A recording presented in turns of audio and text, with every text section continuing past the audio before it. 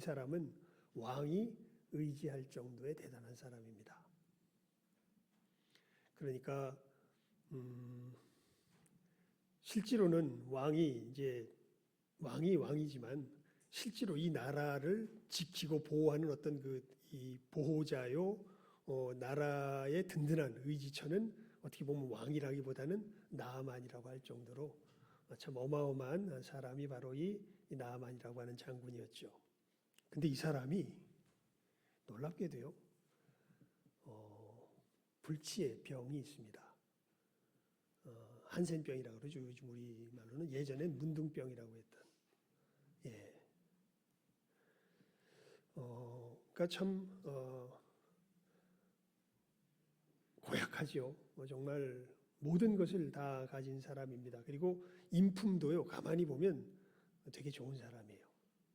왜 그런가 보냐면 이 사람이 엘리사 앞에 서게 될 때 누구 말을 듣고 가는 것을 보게 되냐면 어린 히브리 땅에서, 그러니까 이스라엘 땅에서 붙잡아온 소녀의 말을 듣고 갑니다. 그러니까 그 종이라고, 외국에서 포로로 잡아온 아이라고 무시하지 않는 사람인 거예요. 나중에 보면 또 시종들의 말을 듣고 또 돌아서기도 합니다. 그러니까 뭐랄까요, 닫혀 있는 사람이 아닙니다. 열려 있는 사람입니다. 그러니까 인품도 훌륭하고 나라를 구할 정도의 용맹함과 지략과 모든 것을 다 가진 사람인데 문둥병이 있는 사람입니다. 그래서 이것이 자기의 모든 삶을 불행하게 하죠. 그리고 그 문둥병이 있는 그때에 이제 그 이스라엘에 잡혀왔던 소녀가 나아만에게 그런 이야기를 합니다. 나아만 장군이 우리 선지자 앞에 가기만 하면 그 병을 낫게 할 수 있을 터인데. 그러니까 여러분, 이 나아만이 이 병을 가지고서 안 해본 시도가 없었겠죠. 나라를 움직이는 사람인데, 나라의 왕도 소중히 여기는 사람인데 얼마나 백방으로 이 사람의 병을 낫게 하기 위해서 수소문하고 또 애써 보았겠습니까? 아무도 그런데 이 사람의 병을 고칠 수 없었지요. 그런데 그러던 중에 이 계집종 하나가 우리나라의 선지자에게 가면 나을 수 있을 것입니다 라는 그 이야기를 듣고, 아마 그 아이는 굉장히 성실했었을 겁니다. 그러니까 헛소리를 하는 아이였다면 그 아이의 말을 듣고 왕에게 부탁을 하진 않았겠죠. 그 이야기를 듣고 아람 왕에게 부탁하여서 이 이스라엘 왕에게 좀 추천서를 써달라고 그렇게 나아만 장군이 부탁을 합니다. 그래서 왕이 이제 그 나아만의 이야기를 듣고, 그런데 그 나아만의 이야기는 누가 한 얘기예요? 계집 종이 한 이야기입니다. 그런데 나아만이 부탁하니까 그 이야기를 듣고 이스라엘 왕에게 추천서를 써주죠. 그러니까 이스라엘 왕이 그 추천서를 듣고서 뭐라고 썼겠습니까? 지금 당신의 나라에 이 문둥병을 고칠 만한 선지자가 있다고 들었는데 내가 장군을 보낼 터이니 이 문둥병을 좀 고쳐주시오. 이렇게 써놨겠죠. 그랬더니 이스라엘 왕이 그 얘기를 듣고서 분이 여기면서 이렇게 이야기를 합니다. 내가 사람을 죽이고 살리냐? 하나님이냐? 그가 어찌하여 이런 말도 안 되는 편지를 내게 보내가지고 나병을 고치라고 하겠느냐? 너희들은 깊이 생각해라. 우리나라를 침략하려고 하는 거다. 이렇게 하면서 왕이 막 걱정하면서 분해하면서 이렇게 펄펄 뛰고 있다는 그 상황이 펼쳐졌을 때 이 소식을 엘리사가 듣습니다. 엘리사가 듣고 이제 오늘 본문부터 시작되는 거죠. 왕에게 사람을 보내서 왜 그렇게 하셨습니까? 내게로 오게 하십시오. 이스라엘 중에 선지자가 있는 줄 알게 할 것입니다. 이렇게 이제 엘리사가 왕에게 소식을 전하고, 그래서 드디어 이제 나아만이 누구 앞에 오게 돼요? 엘리사 앞에 오게 돼요. 우리가 결론을 압니다. 이 나병이 고쳐집니까? 안 고쳐집니까? 고쳐지지요. 진짜 이제 이 구원을 받을 길이 생긴 거죠. 이제 그 앞에 천신만고 끝에 오게 되었는데 다 와서 고침을 받지 못하게 될 뻔한 일이 벌어지죠. 그게 오늘 말씀 속에 기록된 일이죠. 이제 엘리사 앞에 왔으니까 이제 다 된 거 아닌가요? 아닙니다. 다 된 게 아니에요. 엘리사 앞에 왔지만 여기서 잘못해가지고 병 고침을 갖지 못하고 돌아갈 뻔한 일이 생기게 된 것이 오늘 말씀이죠. 일단 말씀을 한번 볼까요? 어떤 일이 벌어졌는지. 그래서 갔더니 어떤 일이 벌어집니까? 엘리사가 이제 아마도 이 여러 가지 또 예물을 준비하고 뭐 이게 준비를 딱 해가지고 예우를 갖춰서 이제 자기 병을 낫게 할 건데 수많은 사람에게 시도했지만 안 낫지만 여기 오면 날 수 있다고 했는데 뭔가 확신이 들어서 그 어린아이의 말을 듣고서라도 여기까지 왔는데 아마 자기가 할 수 있는 최선을 다해서 정성을 다해서 예물을 준비하고 아마 나아갔을 것입니다. 그래서 이렇게 엘리사 집 문 앞에 갔더니 어떤 일이 벌어졌냐면요. 엘리사가 나오는 게 아니라 게하시 있죠. 게하시. 예. 이름도 꼭 시종 같아요. 게하시. 게하시라고 하는 자기의 종을 뭐 여기 성경에는 뭐 그 사람이라고 나오지 않지만 보통 그 사람이 나가니까요. 사자를 그에게 보내서 근데 나중에 뒤에 보면 이게 게하시라는 걸 알 수 있습니다. 게하시를 보내가지고 그냥 말만 전해요. 너는 가서 요단강 물에 7번 씻으라. 내 살이 희어지리라. 잔뜩 준비하고 이게 누구도 존중하는 사람이에요. 아람 왕도 존중하고 누구도 그 앞에서 벌벌 떨던 사람이에요. 이스라엘 왕도 그 앞에서 벌벌 떨던 사람이에요. 근데 이 사람이 정말 예우를 갖춰서 병 고치고자 엘리사 앞에 왔는데 엘리사가 그 집 문 앞에 이르렀는데 자기가 직접 나오는 것도 아니고 그냥 시종 하나 달랑 보내가지고 전원만 전해줍니다. 말만 전해줍니다. 요단강 가서 7번 씻어라. 깨끗하게 나을 것이다. 자, 11절과 12절 우리 같이 읽어볼까요? 함께 읽습니다. 11절과 12절입니다. 시작. 나아만이 노하여 물러가며 이르되 내 생각에는 그가 내게로 나와서서 그의 하나님 여호와의 이름을 부르고 그의 손을 그 부위 위에 흔들어 나병을 고칠까 하였도다. 다메섹 강 아바나와 바르바른 이스라엘 모든 강물보다 낫지 아니하냐. 내가 거기서 몸을 씻으면 깨끗하게 되지 아니하랴 하고 몸을 돌려 분노하여 떠나니. 예, 말씀이니까 아멘인데 우리의 삶에서는 아멘이 되면 안 되는 말씀입니다. 기껏 누구 앞에 서가지고 엘리사 앞에 서가지고 이제 그의 말을 따르면 병이 낫게 될 터인데 이 사람이 그의 말을 따르기는커녕 분을 내면서 뭐 하려고 그래요? 떠나가려고 그래요. 그래서 왜 그런가 보니까 첫 번째 자존심이 상한 겁니다. 그러면서 이 지금 나아만이 엘리사를 떠나가려는 이 모습을 가만히 살펴보면요, 정말 많은 사람들이 예수님의 소문을 듣고 예수님 앞에는 나와요. 근데 기껏 나와서 예수님의 말씀을 듣고는 어떻게 해요? 분노하여 어떻게 하려고 그래요? 다 떠나가려고 그래요. 예수님 앞에 단순히 나온다고 구원을 얻는 게 아닙니다. 나와서 누구처럼 될 수가 있어요? 나아만처럼 될 수가 있어요. 분노하여 떠나가 버릴 수 있습니다. 왜 그러냐면 이 엘리사의 메시지가 복음의 메시지랑 그 점에서는 아주 유사한 성격을 띠어요. 여러분, 이 복음의 메시지는요, 우리의 자존심을 상하게 합니다.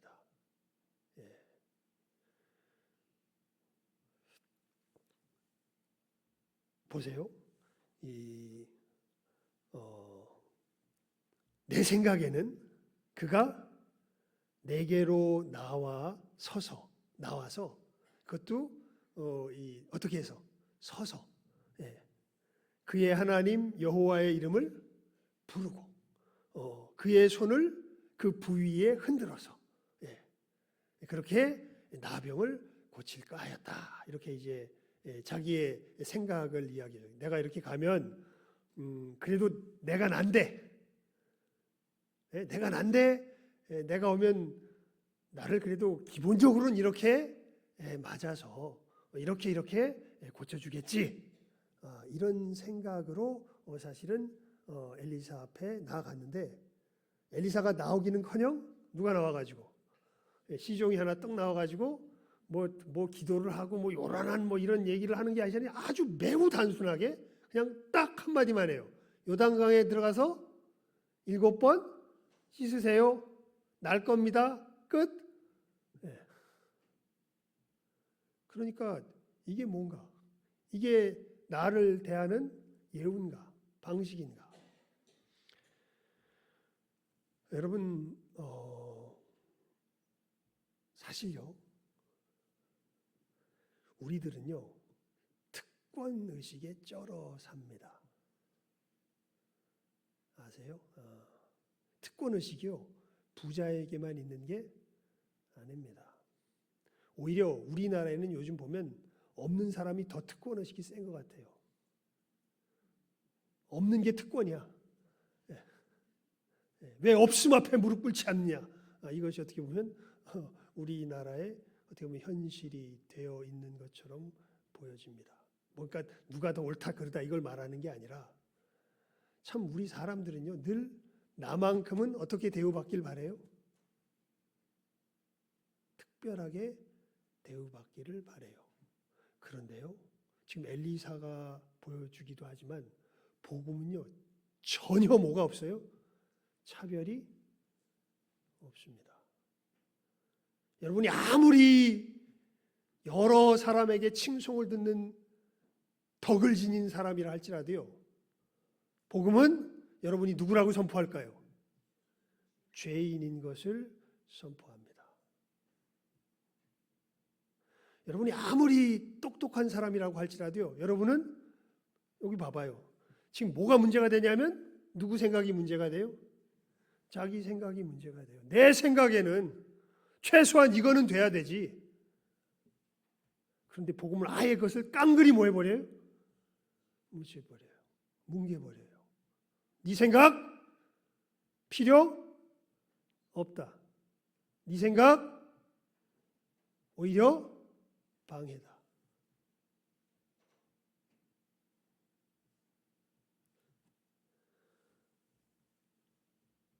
여러분 우리가 하나님 앞에 서게 될 때요 자존심 가지고 설 수 없습니다. 분명하게 아셔야 됩니다. 이거 가지고 서 있으면 뭐 하고 나갈 수밖에 없어요? 잘 보셔야 돼요. 뭐 하고 나갈 수밖에 없어요? 분노하고 나갈 수. 아무리 예수님 앞에 여기에 나와 있다고 해도 여러분이 여러분의 자존심 가지고서 이 특별 대우 받기를 원한다면 여러분은 하나님 앞에 뭐 하고 떠나갈 수밖에 없어요? 분노하며 떠나갈 수밖에 없습니다. 이게 복음의 첫 번째 걸림돌이죠. 우리의 자존심을 뭉개입니다. 부서뜨립니다. 상하게 합니다. 두 번째 걸림돌은 뭐 이것과 연결되어 있죠. 복음은요 우리의 기대대로 되지 않습니다. 그러니까 이게 너무 잘 드러내죠. 여기 보면 어떻게 날 거라고 생각을 했던 거예요. 엘리사가 나와서 이 상처에다가 손을 흔들면서 기도를 해서 그렇게 병을 고칠 거라고 생각을 했는데, 무슨 뭐 저 강 같지도 않은 제가 그 성지순례 가서 요단강을 봤거든요. 진짜 우리 저기 그 중랑천만도 못해요. 중랑천 옆에 있는 이 실개천 있죠. 여기 요런 정도가 대부분의 강의 어떤 이런 흐름입니다. 그러다가 조금 커지는 데 가면은 조금 넓어지는데 그게 중랑천보다, 그러니까 예수님께서 세례 받으셨다고 하는 그곳에 우리가 가봤더니 거기 물은 깊긴 깊은데 넓이는 중랑천보다 훨씬 안 넓어요. 그냥 깊이만 조금 더 깊을 뿐입니다. 그러니까 요단강이 이제 정말 그 어마어마한 강이잖아요. 우리한테는 성경에 늘 나오는 강이니까. 근데 비교해 보면요 중랑천만도 못합니다. 한강에 되면 이건 완전히 바다와 무슨 뭐 개천 뭐 정도 될까요? 이런 정도로 차이가 많이 나는 강이 요단강입니다. 그런데 지금 엘리사가 뭐라 그러냐면 요단강에서 어떻게 하라? 7번 몸을 씻어라. 그러니까 쉽게 말하면 우리 저기 어디예요? 여기 무슨 천이라 그러나 이거 우리가 중랑천 말고 그 우리 교회 앞에 있는 천 있잖아요. 나 이름 아직도 모르네 이거. 무슨 아시는 분 있어요 이름? 복개천은 아닌 것 같은데 그 천 이름이 있을 텐데. 네, 이 천. 그러니까 쉽게 말하면 이런 정도의 천에서 뭐 하라는 거예요? 몸을 씻으라는 거예요. 몇 번? 7번. 그러니까 야 이스라엘 모든 강물보다 우리 다메섹강 아바나와 바르발은 낫지 아니하냐. 거기서 씻는 것이 훨씬 더 낫지. 저기 가서 씻는 게 낫겠냐. 다 누구 생각이에요? 다 내 생각이에요. 지가 그렇게 잘 알았으면 여기까지 왔겠어요? 못 왔을 텐데. 누구 생각에 안 맞는다고? 자기 생각에 안 맞는다고. 자기 기대에 못 미친다고. 뭐를 내요? 화를 내요. 그리고 뭐 하려고 그래요? 떠나가려고 그래요. 여러분 정말 많은 사람들이요. 예수님 앞에 나와서요.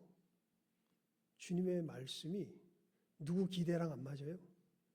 자기 기대랑 안 맞아요. 특별히 우리들은요. 내가 뭔가 열심히 해야 될 것 같아. 그래서 복음이 전해질 때 제일 힘든 부분 중에 하나가 뭐냐면 당신이 할 것이 아무것도 없다라는 것을 정말 힘들어합니다. 그렇게 얘기해도 그걸 믿을 수가 없어요.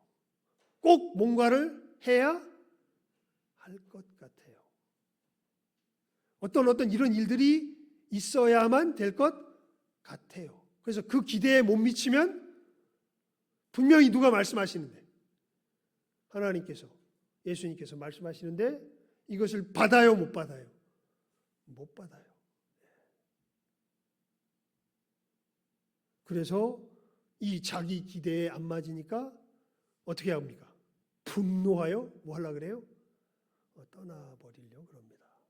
기껏 누구 앞에 와가지고 엘리사 앞에 와서 이제 이 사람을 통해서 어떻게 될 수 있는데 내 병이 나을 수 있는데 그만 그 이야기를 듣고서 자기 자존심이 뭉개지며 누구의 기대에 맞지 않는다고 자기의 기대에 맞지 않는다고 분내면서 떠나려고 하는 지금 이 나만이 지금의 상황인 거죠. 여기서 떠났으면 낫습니까? 못 낫습니까? 못 낫습니다. 그때 참 복된 일이 일어나죠. 우리 13절 말씀 읽어봅니다. 시작하면 읽습니다. 시작. 그의 종들이 나와서 말하여 이르되 내 아버지여 선지자가 당신에게 큰 일을 행하라 말하였다면 행하지 아니하였으리까 하물며 당신에게 이르기를 씻어 깨끗하게 하라 함이리까 하니. 참 이게 참 복된 일인 거예요. 이제 그 모습을 보니까 누가 봐도 참 기가 차요. 시종들이 봐도 신하들이 봐도 기가 찬 거예요. 아니 기껏 누구 말 듣고 와서 그 우리 어린 아이의 말을 듣고 와서 그렇게 와서 여기서 이제 엘리사에게 말을 듣고 하면은 나을 거라는 얘기를 듣고 와서 엘리사가 분명히 나을 길도 알려줬어요, 안 알려줬어요? 알려줬어요. 그래서 어떻게 하기만 하면 그렇게 하기만 하면 어떻게 될 건데 뭐 한다 그랬는데 난다 그런데 그게 또 어려운 일이에요, 쉬운 일이에요? 쉬운 일이에요. 정말 쉬운 일이에요. 그냥 요단강에 들어가서 7번 씻으면 되는 일이에요. 그런데 뭐 상한다고? 자존심 상한다고? 누구 기대랑 안 맞는다고? 내 기대랑 안 맞는다고? 에잇! 하고 어떻게 하려고 그래? 돌아가 버리려고 그래. 아니 이런 바보 같은 일이 있나? 그래서 시종들이 이 나아만에게 이야기합니다. 아니 아버지요. 그러니까 이제 사랑하며 또 이 존중하는 이 표현이 여기에 담겨 있는 거죠. 아버지요. 그러니까 장군님, 뭐 주인님 이렇게 안 하고 아버지가 굉장히 자기 시종들과의 관계가 좋았던 것 같아요. 예, 아버지요, 선지자가 당신에게 큰 일을 행하라 그랬으면 안 행했겠습니까? 그런데 하물며 그냥 7번 씻으라는 일인데 이게 뭐 그리 어렵다고 그렇게 화를 내십니까? 이렇게 이야기를 하죠. 여러분, 복음이 걸림이 되는, 아마 이게 어떻게 보면 이제 3번째 마지막 이유가 될 건데요. 복음이 전해주는 메시지가요, 너무 단순해요. 아까 그 기대에 어긋나는 부분과 연결이 되어 있기도 한데, 그냥 기대에 어긋나는 정도가 아니라 이건 말도 안 되게 너무 단순합니다. 우리 죄가 씻길 수 있는 문제가요, 여러분, 예수님께서 어떻게 하면 씻길 수 있다고 그래요? 이 복음 전해야 되잖아요. 어떻게 하면 씻길 수 있다고 그래요? 믿으면. 어떻게 하면? 믿으면. 뭘 믿으면? 예수님께서 십자가에서 내 죄를 씻으시기 위해서 죽으시고 부활하셨다는 것을 그냥 뭐하면? 믿으면. 여러분의 죄가 씻겨지는데 여러분이 할 게 있어요, 없어요? 내가 할 게 있어요, 없어요? 없어요. 진짜로 없어요. 아무것도 없어요. 그냥 뭐 하면 돼요? 믿으면 돼요. 너무 단순해서 믿겨지지가 않아요. 여러분, 정말 구원을 얻기 원하십니까? 그러면요, 이렇게 기도하십시오. 예수님, 저에게 믿음을 주십시오. 예수님 말씀하셨습니다. 뭐 하면 구원을 얻으리라? 믿으면 구원을 얻으리라. 그런데 이게 너무 단순해서 믿겨지지가 않습니다. 여러분, 그 점에 있어서는 제가 이 여러 믿음의 교사들의 복음을 설명해 주는 글을 읽었을 때요, 아마 번연이 가장 그나마 상세하게 설명해 주었던 것 같아요. 진짜 구원의 역사는요, 예수 그리스도 안에서 어떤 일이 벌어졌는지, 그것이 나에게 어떤 일이 되었는지를 그대로 깨달아서 믿게 되는데 구원의 역사가 일어납니다. 여러분이 뭘 해서 일어나는 게 아니에요. 어떤 내가 하는 행위의 조건으로 일어나는 게 아니에요. 왜냐하면 우리는 하나님 앞에서 우리의 죄를 해결하기 위해서 어떤 것도 할 수가 사실은 없습니다. 예. 여러분이 하는 착한 일, 그게 사실 착한 일일까요? 여러분의 눈으로 보기에는, 내 눈으로 보기에는 착한 일일지 모르는데요, 하나님의 눈으로 보면요, 그것은 정말 냄새나는 더러운 일입니다. 사도 바울은 그런 얘기를 해요.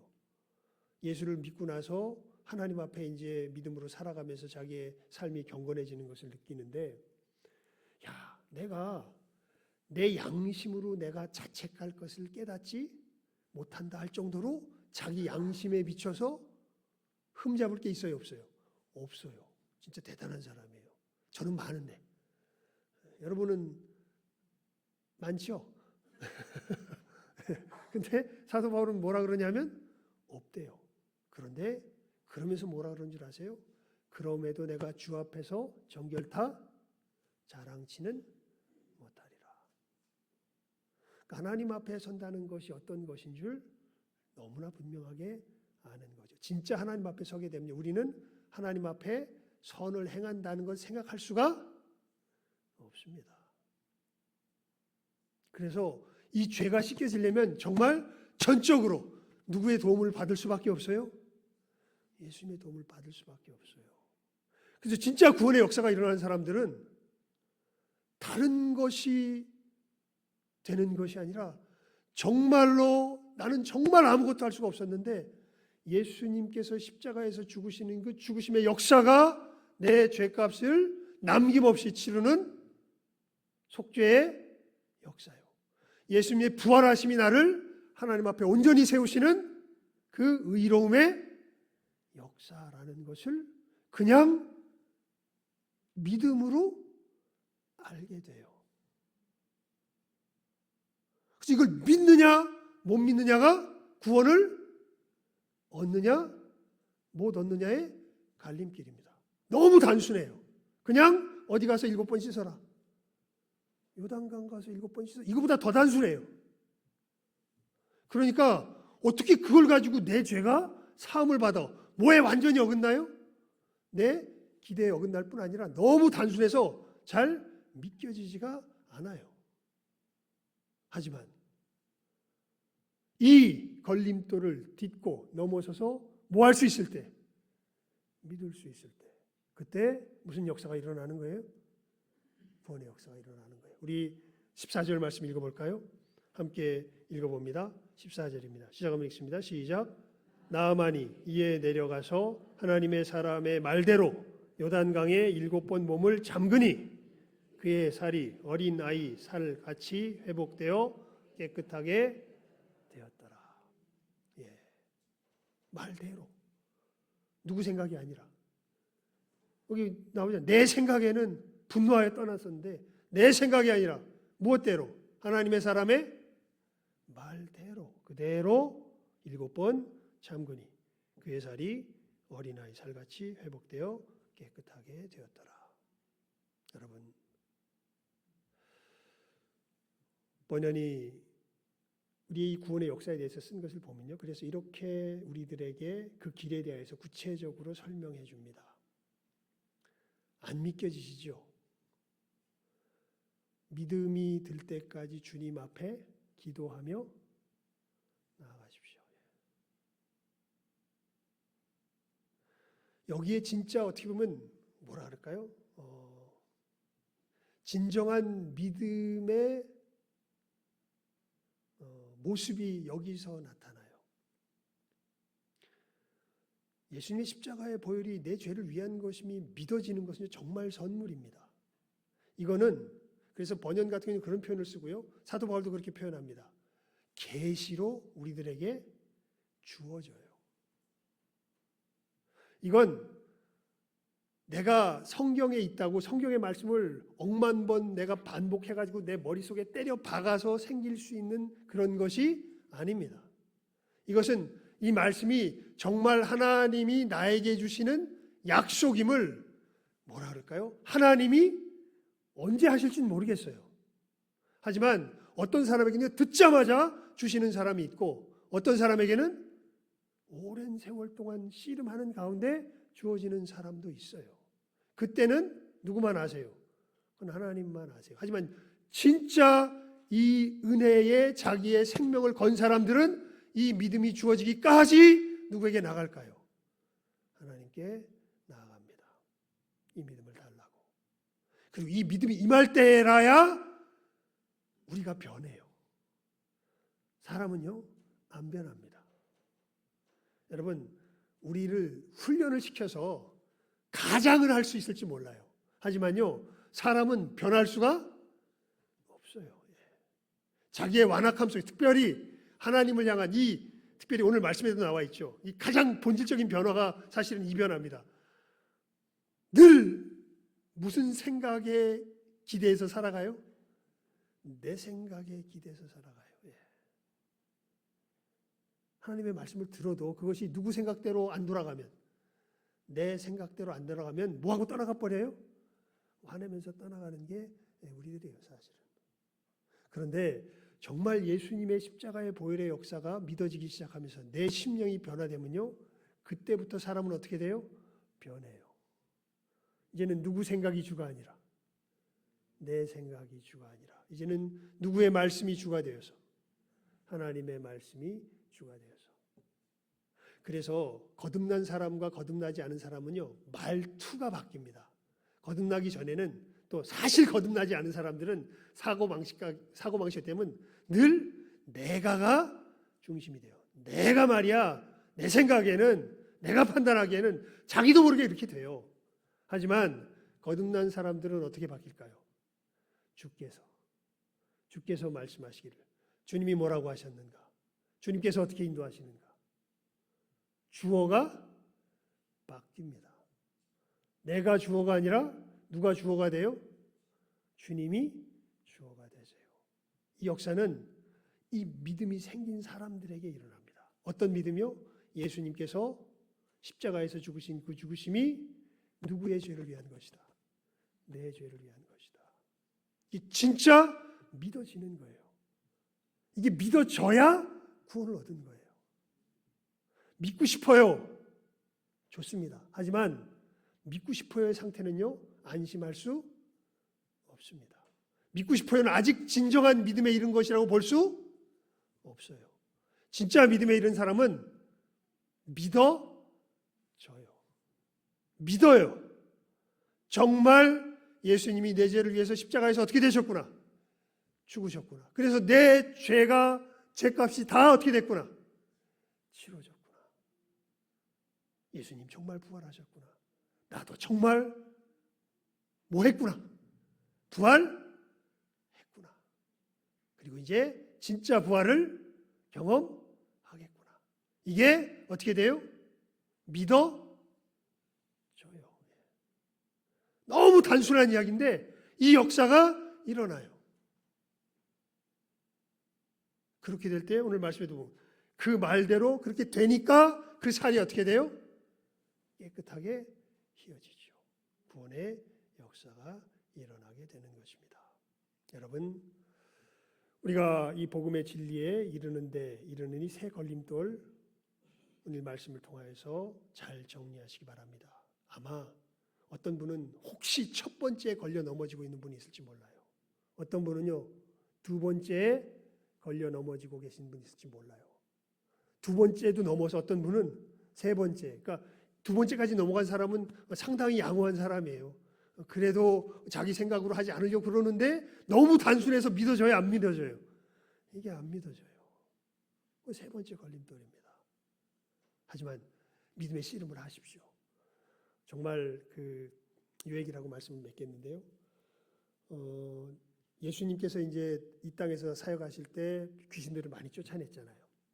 그때 한 아버지가 자기 아들이 귀신 들렸음을 정말 너무 고통스럽게 여기면서 좀 낫기를 찾다가 예수님께서 귀신을 쫓아내주신다는 소식을 듣고 예수님께 데려옵니다. 제자들도 많이 쫓아냈죠. 그래서 제자들에게 먼저 예수님께서는 그때 변화산상 가셔가지고 없었기 때문에 제자들에게 먼저 부탁을 했더니 제자들이 놀랍게도 이 귀신은 못 쫓아내요. 뭐 잠깐 딴 얘기지만 귀신도 격이 다릅니다. 예, 성경에 보면요, 귀신도 다 똑같은 귀신이 아니에요. 어떤 귀신은 더 센 귀신이 있어요. 예.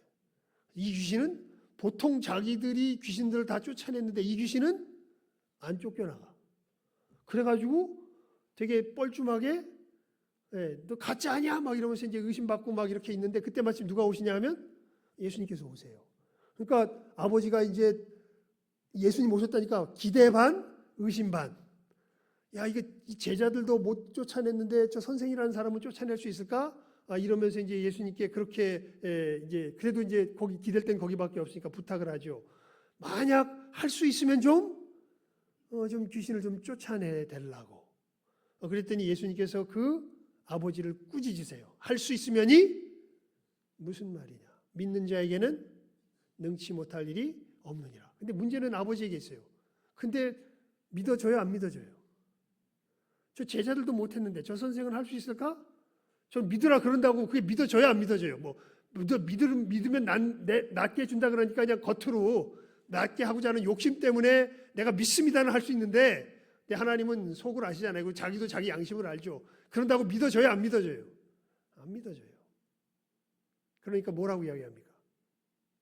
이 정말 중요한 기도죠.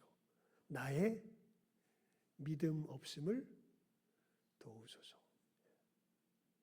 나 믿고 싶은데 믿어지지 않습니다. 이 믿음 없음을 뭐 해주세요? 도와주세요. 이렇게 예수님 앞에 기도하죠. 오히려 믿고 싶어요. 믿음 없음을 도와주세요. 여러분, 세 번째 혹시 걸림돌에 걸려 아직 전진하고 전진하여 나아가지 못하고 있습니까? 이 아버지의 기도를 꼭 배우십시오. 나의 믿음 없음을 도우소서.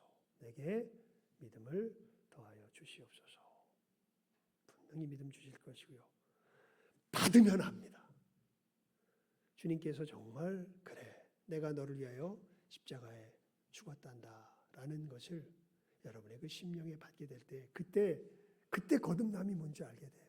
그때 하나님을 사랑하는 것이 무엇인 줄 알게 되고, 그때 내가 얼마나 어둠 속에서 살았던 것을 알게 되고, 빛의 세계에 살아가는 것이 무엇인지를 그때 알게 됩니다. 여러분, 이 주님의 은혜를 받는데 우리들을 거치장스럽게 하는 이 자존심과 내 기대와 너무 단순해서 받아들여지지 못하는 이 복음의 단순함이 참으로 우리에게 걸림돌로 작용하고 있을 때 이 말씀 생각하며 하나하나 넘어서 이 구원의 은혜에 복되게 참여하실 수 있는 이 시간 함께하는 우리 모든 귀한 영혼들 다 되실 수 있기를 주님의 이름으로 축원을 드립니다. 기도하겠습니다. 하나님 아버지, 이 시간 간절히 기도합니다. 정말 이 나아만이 이 구원을 얻는데 장애가 되는 이 여러 걸림돌들을 하나하나 극복하며 기어이 이 구원의 은혜에 이른 것처럼 우리 귀한 믿음의 형제와 자매들 혹여 아직도 이 복음의 진리 가운데 은혜 가운데 거하지 못하고 있다면, 믿음 가운데 거하지 못하고 있다면 이 장애물들 오늘의 말씀이 힘이 되어 하나하나 넘어가게 하여 주시옵소서.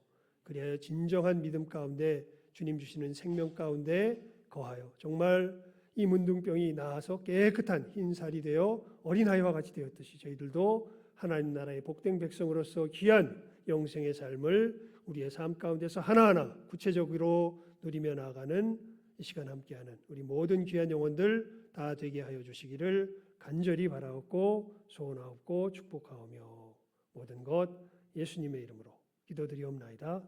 아멘. 우리 찬송 광고. 예배 후에 우리 구역장 구역 모임입니다.